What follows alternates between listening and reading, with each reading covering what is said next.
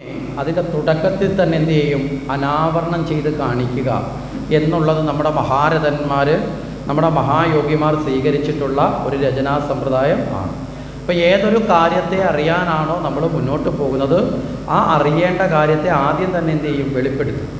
പക്ഷേ നമുക്ക് അത് പൂർണ്ണമായിട്ട് നമ്മുടെ ഉള്ളിൽ ഉറയ്ക്കുമോ എന്നുള്ള സംശയം കൊണ്ടും അത് ഉറപ്പിക്കാൻ വേണ്ടിയിട്ട് എന്തു ചെയ്യും? പിന്നീട് അതിനെ വിശദീകരിക്കും. ഇതാണ് നമ്മുടെ ഗ്രന്ഥങ്ങളുടെയൊക്കെ സവിശേഷത എന്ന് പറയപ്പെടുന്നത്. ആദ്യം തന്നെ ഏത് സത്യത്തെയാണോ നമ്മുടെ മുന്നിൽ പൂർണ്ണമായി കാട്ടേണ്ടത് അത് കാട്ടിത്തരികയും പിന്നീട് ആ സത്യത്തെ വിശകലനം ചെയ്ത് മനസ്സിലാക്കി തരികയും അത് അവസാനം നമ്മുടെ ഉള്ളിൽ ഉറപ്പിച്ച് നമ്മളെ കൃത്യമായി ബോധ്യപ്പെടുത്തി തരികയും ചെയ്യുക എന്നുള്ള ഒരു പഠന സമ്പ്രദായമാണ് നമ്മുടെ ആചാര്യന്മാരോട് സ്വീകരിച്ചിട്ടുള്ളത്.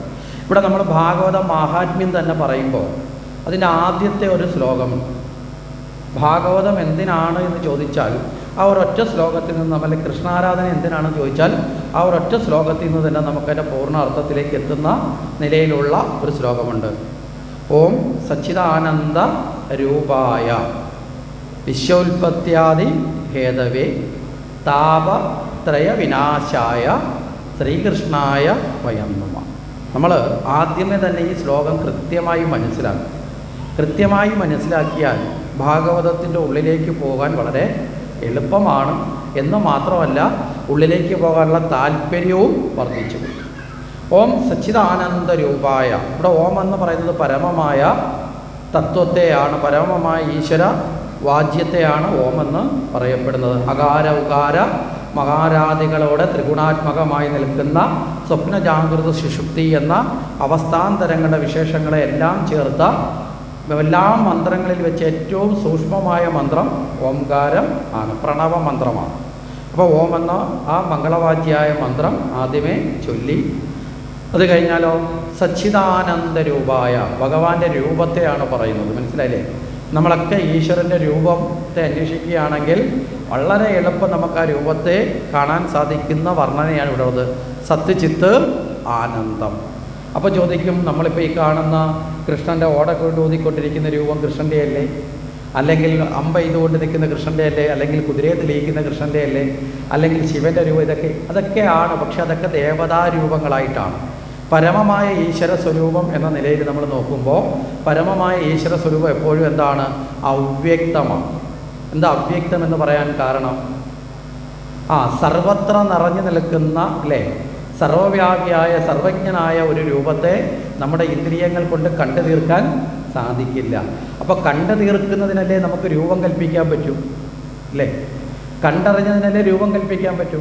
പരിപൂർണമായി കണ്ടറിയാത്തതിനെ പൂർണ്ണമായി രൂപം കൽപ്പിക്കാൻ പറ്റുമോ? അപ്പോൾ ഈശ്വരനെ ഒരിക്കലും നമുക്ക് പരിപൂർണമായ നിലയിൽ കണ്ടറിയാൻ പറ്റില്ല, പക്ഷെ അനുഭവിച്ചറിയാൻ സാധിക്കും. ഇതാണ് അതിൻ്റെ ഒരു വ്യത്യാസം.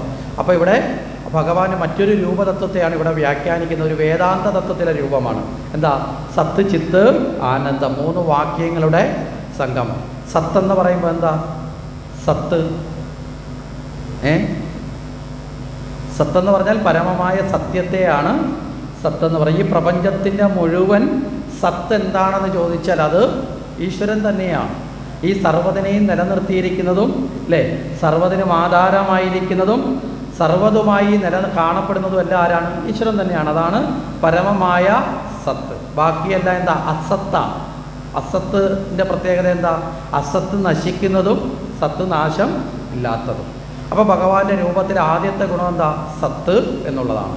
രണ്ടാമത്തതോ ചിത്ത്.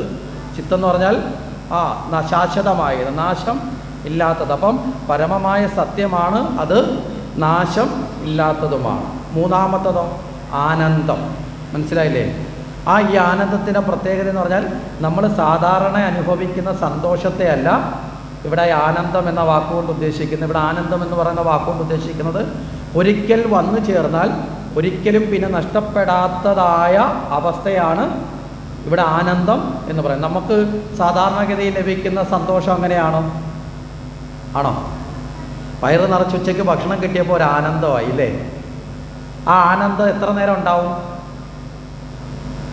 ഉണ്ടാവും?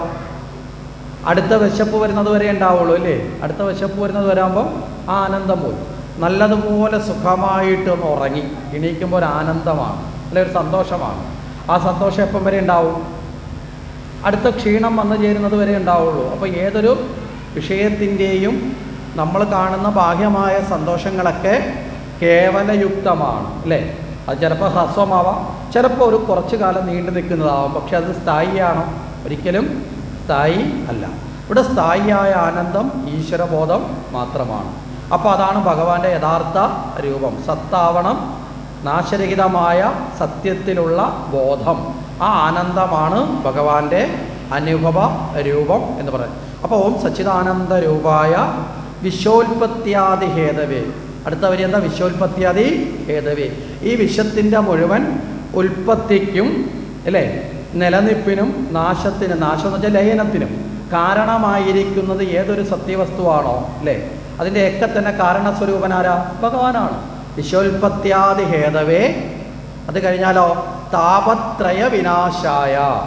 അപ്പോൾ ആദ്യത്തെ 2 വരി ഭഗവാനെ സ്തുതിച്ചു, ഭഗവാന്റെ സ്വരൂപത്തെ ദർശിച്ചു, ഭഗവാനെ സ്തുതിച്ചു. വിശ്വോൽപത്യാദി ഹേതവേ. അത് കഴിഞ്ഞിട്ട് അടുത്ത 2 വരിയാണ് യഥാർത്ഥത്തിൽ പ്രാർത്ഥനയായി മാറുന്നത്. മനസ്സിലായില്ലേ? താപത്രയ വിനാശായ. ഭഗവാനെ എന്നിലുള്ള താപത്രയങ്ങളെ ഇല്ലാതാക്കിയാലും. എന്താ ഈ താപത്രയങ്ങൾ? ആദിദൈവീകം, ആദിഭൗതികം, ആധ്യാത്മികം. നമ്മൾ ശാന്തി മന്ത്രങ്ങളൊക്കെ ചൊല്ലിക്കഴിഞ്ഞിട്ട് നമ്മളൊരു 3 ശാന്തി ചെല്ലാറില്ലേ? അല്ലേ? എങ്ങനെയാ? ഓം ശാന്തി ശാന്തി ശാന്തി. നമ്മൾ കൂടുതലാക്കാനും ചെല്ലാറുണ്ട്. പക്ഷെ എന്തിനാണെന്ന് ചോദിച്ചാൽ അല്ലേ, അതൊരു ശാന്തി, അതൊരു സുഖമാണ് എന്ന് പറയുന്നതാണ് കൂടുതൽ ഇത്. ആ ശാന്തി എന്തിനാ വെച്ചാൽ ഇതിന് വേണ്ടിയിട്ടാണ്. താപത്രയങ്ങൾ 3 തരം. താപം എന്ന് പറഞ്ഞാൽ ഉഷ്ണിപ്പിക്കുന്നത്, ദുഃഖിപ്പിക്കുന്നത്. മനസ്സിലായില്ലേ? അപ്പം നമ്മുടെയൊക്കെ ജീവിതത്തെ ദുഃഖിപ്പിക്കുന്ന ദുഃഖത്തിൻ്റെ മൂല കാരണങ്ങളായി നിലകൊള്ളുന്നത് 3 ഘടകങ്ങളാണ്. ത്രയം ആണ്. അതാണ് താപത്രയം. നമ്മുടെ എല്ലാ ദുഃഖത്തിൻ്റെയും ആദി ഘടകങ്ങളെ എടുത്ത് നോക്കിയാൽ 3ആയി വിഭജിച്ചാൽ കാണാൻ സാധിക്കും. ആദിദൈവികം, ആദിഭൗതികം, ആധ്യാത്മികം. ആ താപത്രയങ്ങളെ ഇല്ലാതാക്കണം. ഈ താപത്രയങ്ങളിൽ എന്തൊക്കെയാണ് ഇവ? ആദിദൈവികം. ആദിദൈവികം എന്ന് പറഞ്ഞാൽ എന്താ? ആദിദൈവികം എന്ന് പറഞ്ഞാൽ എന്തൊക്കെയാ? പ്രകൃത്യാലുള്ള ദുഃഖങ്ങൾ. അതായത് നമ്മുടെ ആരുടെയും നിയന്ത്രണത്തിലല്ലാതെ. മനസ്സിലായില്ലേ? ഇപ്പോൾ പ്രകൃതിയാൽ സംഭവിക്കുന്ന ദുഃഖങ്ങളില്ലേ? ഇപ്പോൾ ഭൂകമ്പം ഉണ്ടാവുക നമ്മുടെ ആരുടെയെങ്കിലും നിയന്ത്രണത്തിലാണോ? വെള്ളപ്പൊക്കം ഉണ്ടാവുക നമ്മുടെ നിയന്ത്രണത്തിലാണോ? ഭയങ്കര ശക്തമായി ഇടിയും മിന്നലും മഴയും ഒക്കെ ഉണ്ടാവുക നമ്മുടെ നിയന്ത്രണത്തിലാണോ? നാളെ നമ്മുടെ നാട് ഭരിക്കുന്ന മന്ത്രി ഓർഡർ ഇടുകയാണ്, ഞാൻ ജലവിഭവശേഷി വകുപ്പ് മന്ത്രിയാണ്, വെള്ളം പൊങ്ങരുത് എന്ന് പറഞ്ഞാൽ പൊങ്ങാതിരിക്കുമോ? ഞാൻ റവന്യൂ മന്ത്രിയാണ്, ഉരുൾപൊട്ടരുത്, ഭൂകമ്പം പാടില്ല, ഞാൻ കേസെടുക്കും എന്ന് പറഞ്ഞാൽ നടക്കാതിരിക്കുമോ? ഞാൻ വിദ്യുച്ഛക്തി വകുപ്പ് മന്ത്രിയാണ്, ഞാനാണ് വൈദ്യുത വകുപ്പ് മന്ത്രി, അതുകൊണ്ട് മിന്നൽ വരരുത്, മിന്നൽ ഇലക്ട്രിസിറ്റി ആണല്ലോ, മിന്നലിൻ്റെ ഈ ആഘാതം പാടില്ല എന്ന് പറഞ്ഞാൽ നടക്കാതിരിക്കുമോ? സാധിക്കുമോ? അപ്പോൾ ഇതൊന്നും നമ്മുടെ ആരുടെയും നിയന്ത്രണത്തിൽ അല്ല. മനസ്സിലായില്ലേ? അപ്പോൾ നമ്മളൊക്കെ മനസ്സിലാക്കുക, നമ്മുടെ നിയന്ത്രണത്തിനും അതീതമായി നമ്മുടെ നാട്ടിലെ ഏറ്റവും വലുതെന്ന് പറയുന്ന ഭരണകൂടത്തിൻ്റെ നിയന്ത്രണത്തിനും അതീതമായ പലതും അല്ലേ ഉണ്ട് എന്നുള്ളൊരു പരമമായ സത്യം നമുക്ക് ചിന്തിക്കാൻ സാധിക്കും. അത് കഴിഞ്ഞാൽ രണ്ടാമത്തത് എന്താ? ആദി ദൈവീകം കഴിഞ്ഞാൽ ആദി ഭൗതികം. ആദി ഭൗതികം എന്ന് പറഞ്ഞാൽ ക്രൂര ജന്തുക്കളിൽ നിന്ന്, ദുഷ്ടമൃഗങ്ങളിൽ നിന്നൊക്കെ ഉണ്ടാകുന്ന ദുഃഖ ദുരിതങ്ങളെയാണ്. ഇവിടെ ക്രൂര ജന്തുക്കളെന്ന് പറയുമ്പം നമ്മൾ പട്ടിയെയും പൂച്ചയും മാത്രമല്ല എടുക്കേണ്ടത്, മനുഷ്യനും മൃഗത്തിൽ തന്നെയാണ് പെടുന്നത്. മനസ്സിലായില്ലേ? ഈ നമ്മൾ തന്നെ ചില മനുഷ്യർ നോക്കിയിട്ട് പറയില്ലേ, ഓ ഇവനൊക്കെ ഒരു മനുഷ്യനാണോ ഒരു മൃഗമാണെന്ന് പറയാറുണ്ട് ഇല്ലേ? എന്താ കാരണം? രൂപം മൃഗത്തിന് കണക്കിരിക്കുന്നതുകൊണ്ടാണോ? ആ സ്വഭാവം, പെരുമാറ്റം. അതുപോലെ ചില സമയത്ത് നമ്മൾ അറിയാതെ നമ്മൾ മൃഗങ്ങളാവാറുണ്ടല്ലേ? ആണോ അല്ലേ? നമ്മളൊക്കെ അപൂർവമായി അറിയാതെ ചില സമയത്ത് എന്താവും? എത്ര വലിയ പണ്ഡിതനും ചിലപ്പോൾ മൃഗങ്ങളായി ചില സമയത്ത് മാറിയതില്ല. ആവാതിരുന്നാൽ അത് മഹാഭാഗ്യ, ഈശ്വരാനുഗ്രഹം. അപ്പോൾ അതുകൊണ്ട് ആ ക്രൂര ജന്തുക്കളിൽ നിന്ന്, ദുഷ്ടജീവികളിൽ നിന്നൊക്കെ ഉണ്ടാകുന്ന ദുഃഖങ്ങൾ, അങ്ങനെ ഒരു ദുഃഖം ഇല്ലേ നമ്മുടെയൊക്കെ ജീവിതങ്ങളിൽ? ഉണ്ടാവാറില്ലേ? ഇപ്പം അതാണ് ആദി ഭൗതികം. ഇനി മൂന്നാമത്തെ ദുഃഖം എന്താ? ആധ്യാത്മികം. അവനവൻ സ്വയം വരുത്തി വെക്കുന്നത്. മനസ്സിലായില്ലേ? നമ്മൾ തന്നെ അല്ലേ നമ്മുടെ ജീവിതത്തിന് കുറേ ദുഃഖങ്ങൾ വരുത്തി വെക്കാറില്ലേ? അത് വളരെ പ്രസക്തമാണ്. അതുകൊണ്ടാണ് വളരെ ശ്രേഷ്ഠമായ ഒരു തത്വവാക്യമുണ്ട് നമുക്ക്. എന്താ? വളരെ ശ്രേഷ്ഠമായ അവനവൻ വരുത്തി വെക്കുന്ന ദുഃഖങ്ങളിൽ നിന്ന് ഒഴിവാവാനുള്ള ബോധം പകരുന്ന ഒരു വലിയ തത്വവാക്യമുണ്ട്. ഏതാ? രാമായണത്തിലാണ് ഉള്ളത്.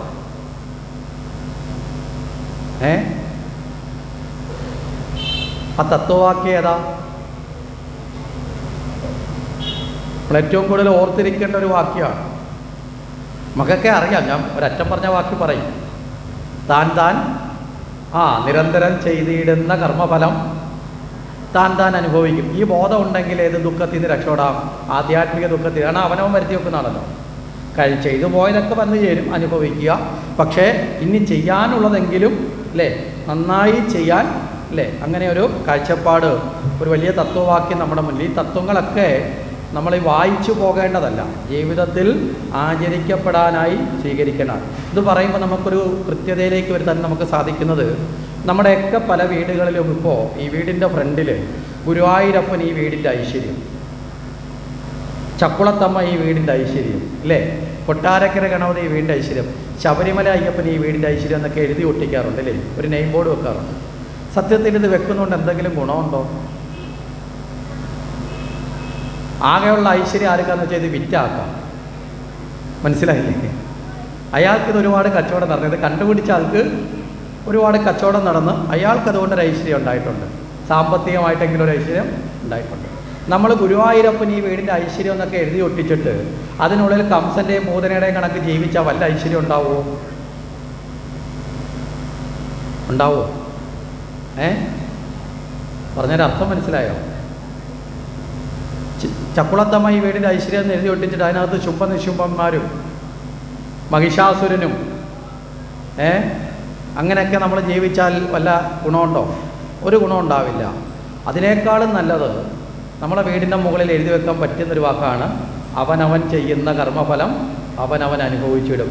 ഒരു 10 തവണ ഇത് നോക്കിക്കൊണ്ട് കടന്നു പോകുമ്പോൾ ഒരു കർമ്മമെങ്കിലും നമുക്ക് നേരായിട്ട് തോന്നും, ചെയ്യേണ്ടതെന്ന് തോന്നില്ലേ? അല്ലെങ്കിൽ സാധാരണഗതിയിൽ പറയും അവനവൻ്റെ പ്രവൃത്തി അവനവൻ്റെ ഐശ്വര്യം. ഇത് രണ്ടിൻ്റെ അർത്ഥം ഒന്ന് തന്നെയാണ്. മനസ്സിലായില്ലേ?